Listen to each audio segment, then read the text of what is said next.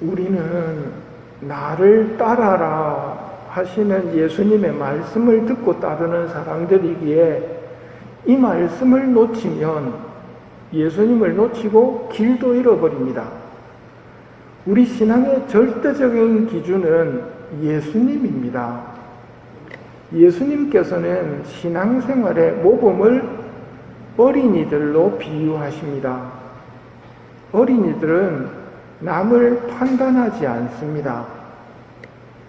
삶의 고통을 겪는 사람에 대해 구약시대에는 흔히 판단하기를 죄가 많아서 저런 고생을 한다고 생각을 했고, 오늘 예레미야서에서도 비슷한 표현이 나옵니다. 내 원수를 시켜 너를 친 것에 대해서 너의 죄악이 많고 허물이 컸기 때문이다 하고 말합니다. 하지만 고통이나 재앙을 무조건 그 사람의 죄값이라고 생각해서는 안 됩니다. 우리의 정답은 누구라고요? 예수님이라고 그랬죠. 예수님의 고통, 성모님의 고통, 그게 예수님과 성모님이 죄가 많아서 겪으시는 고통이 아니지요. 그렇기 때문에 우리도 예수님을 따른다면 함부로 고통에 대해서 판단하지 말아야 됩니다. 또 죄 때문에 고통이 온다, 이걸 대놓고 반박하는 구약의 성경이 있는데 욥기입니다. 욥기가 말하는 것은 죄인이 고통을 받는 것만이 아니라 의인도 고통을 받는다는 것을 이야기해 주는 책입니다. 그렇기 때문에 함부로 판단하지 않아야 됩니다. 이거 굉장히 중요한 겁니다.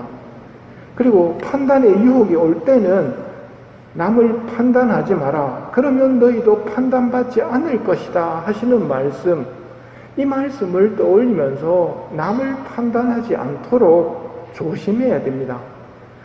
내 눈에 들보는 못 보면서 남의 눈에 티는 잘 보는 우리들이거든요. 오늘 복음은 5,000명을 배불리 먹이신 기적에 이어지는 이야기입니다.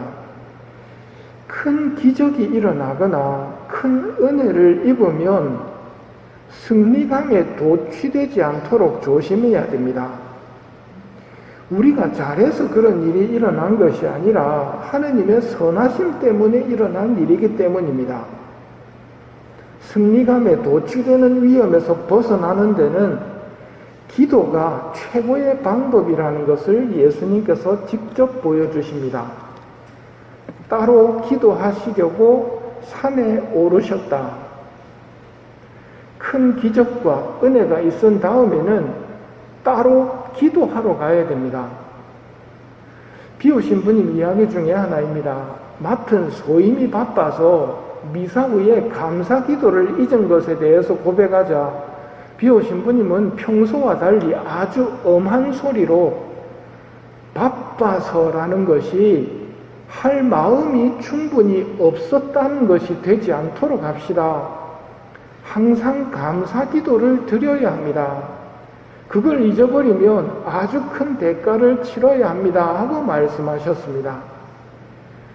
감사를 하지 않는 것은 죄라는 말이 있습니다. 우리가 하는 영성체가 얼마나 큰 은혜인지 생각해 보셨습니까? 영적 성장을 바란다면 영성체에 대해 깊이 생각해 보아야 합니다. 그리고 제대로 묵상했다면 성체의 형태로 내게 오시는 예수님께 깊은 감사와 감동을 받을 것입니다. 영성체 한 다음에 어떤 부탁을 해야 할까요? 비오신 분님의 경우를 보면 영성체 후에 가장 먼저 부탁드리는 것이 제게 머물러 주십시오 하는 부탁입니다. 예수님, 제게 늘 머물러 주십시오.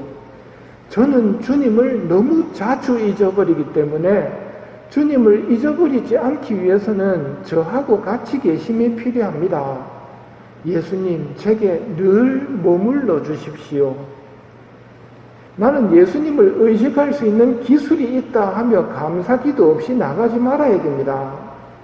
오늘 제자들이 풍랑에 시달리고 있는 것은 어부 베드로의 운전 실력이 부족해서가 아닙니다. 우리가 인생의 문제들을 만날 때 우리 기술로 벗어나려 하기보다는 믿음으로 예수님을 바라보아야 됩니다. 그러면 예수님께서 말씀하실 겁니다. 용기를 내어라. 나다. 두려워하지 마라. 그래도 물에 빠질 것 같을 때는 베드로처럼 주님 저를 구해주십시오 하고 급한 기도를 바쳐야 됩니다. 그러면 곧 손을 내밀어 붙잡아 주시는 분이 예수님입니다. 이 믿음이 약한 자야 왜 의심하였느냐? 믿음이 약하면 마음고생을 합니다. 안 해도 될 마음고생. 그러나 믿음이 강하면 쓸데없는 고생은 안 하거든요. 그래서 이 믿음이 약한 자야 왜 의심하였느냐 하시면서 손을 내밀어 붙잡아 올려주신단 말입니다. 우리의 믿음이 부족하다는 것 누구보다 우리가 잘 알고 있습니다.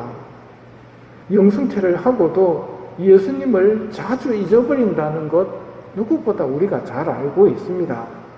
그렇다면 이제 내가 잊어버리지 않아야지 하고 결심하기보다는 예수님 도와주십시오. 저는 너무 당신을 자주 잊어버립니다.